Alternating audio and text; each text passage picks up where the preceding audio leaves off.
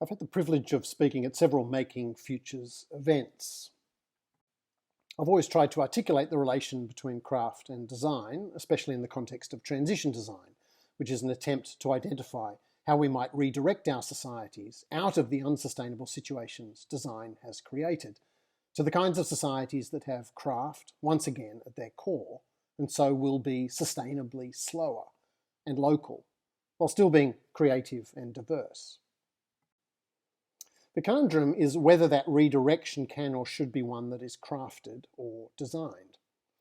The issue that I and people like Malcolm Ferris and many others at these Making Futures events have said on several occasions is how to move quickly to what is slower, how to shift its scale to smaller locales. I'd like to take the opportunity of speaking to the Making Futures event again in the same vein, but with respect to the closing theme of resilience through leadership and organisational form. We're now clearly in an era of syndemics, of colliding pandemics. We need massive redirection to our societies, but at the very same moment we're suffering metabolic collapse. We're sinking all our resources into just trying to save people from the suffering associated with the current societal failures, and so have few resources left to begin the redirection needed to escape those systems. So this situation is clearly complex. It's fashionable these days to talk of complexity, so perhaps we should be suspicious of the term. There are a number of characterizations of complexity, the Santa Fe model, chaos, VUCA, as in this appalling slide. My colleague Case Dorst at the University of Technology Sydney uses a typology of open, complex, dynamic, and networked. Simple, perhaps simplistic models of complexity, because of that contradiction, should further our suspicions. I prefer the Cynefin approach to complexity precisely because what it offers is not a model. It's more like tactics for discovering what kind of situation you're in and then responding with the aim of changing the situation. Cynefin does not assert that complexity is pervasive or desirable. It's a situation you sometimes find yourself in and a situation that sometimes you need to move your community briefly into. Crudely, a situation is complicated when many different aspects are interconnected. However, what is complicated is not necessarily complex. The complicated suggests that we have ways of negotiating all those interconnections. It will just take a long time, or a lot of people if you subscribe to the mythical man month. Another way to put this is that we have the tools and methods to respond to complicated situations. It just requires a lot of skill and effort to deploy those tools and methods. Complexity, by contrast, tends to involve levels of uncertainty. This can be because the interconnections are such that they lead to unpredictable interactions, or it can be because there are what seem to be fundamentally random aspects involved. A source of uncertainty that is perhaps halfway between the two is people. People themselves are complicated and often complex. They're not always honest and can sometimes lack self-understanding, so what they say is not a good predictor of what they'll do. And what they do is not necessarily regular because it can be impacted by what they say, or what they hear others say, or observe others doing, any of which can modify their self-understanding and so what they do.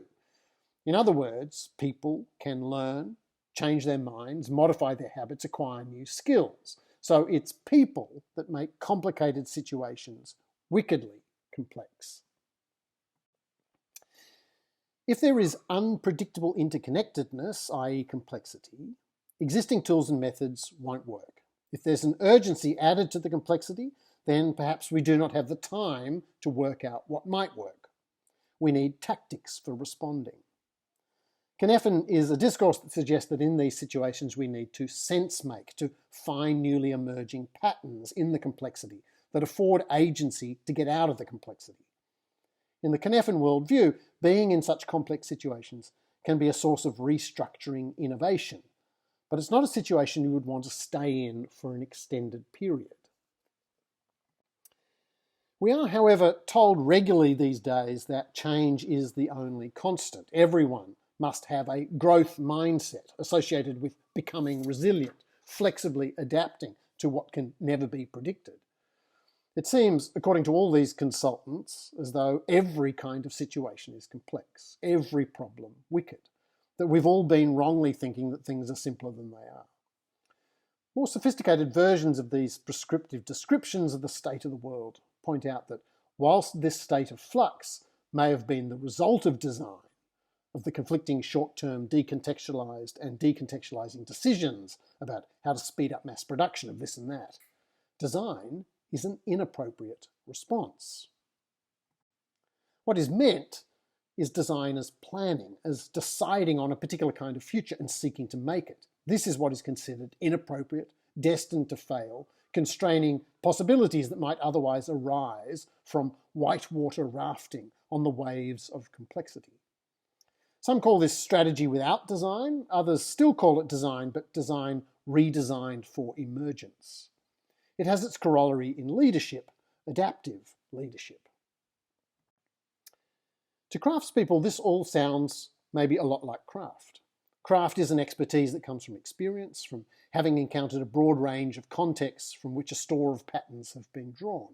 But nevertheless, despite that skill and repertoire, every instance of making is still situated, context-specific, having to respond in real time to the interconnected uncertainties of materials, of techniques, of intended ends. Hence David Pye's famous characterization of craft as the workmanship of risk. So this would suggest that in an era of pervasive complexity, the leaders we need are craftspeople. People who can transfer their skills from material domains to social domains, crafting not just artifacts but communities, skilled at sense-making in dynamic and messy situations, and so able to suggest error-friendly ways of feeling our way toward more equitably and sustainable futures. However, as I've indicated before, I'm a little suspicious of this complexity talk. For certain, what characterizes natural systems, precisely because they are living, is complexity. The point of design, though, in the histories of human beings, was to escape the uncertainties of such systems. Design is the process of making bubbles, as Peter Sloterdijk called them, in which systems are simpler. Bubbles that try to exclude uncertainties, making less variable conditions for humans to live in. As a result, we in the global consumer class can, most of the time, live less complex lives, sheltered from natural uncertainty.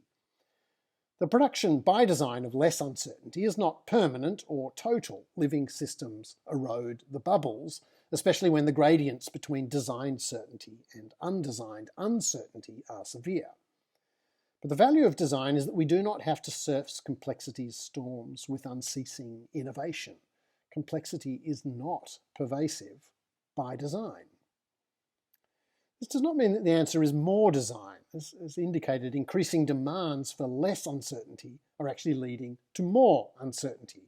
Design blindly pursuing complexity reduction misses its unintended consequences, and so islands of complexity exclusion nevertheless make our overall situations more complex. But the point is that complexity is not everywhere all the time, so our only chance is to go with it. To put it another way, it is only possible to design less complex time spaces with power. Power over resources, such as comes from capital, and power in the political sense, to have the right to deploy those resources in certain designed ways.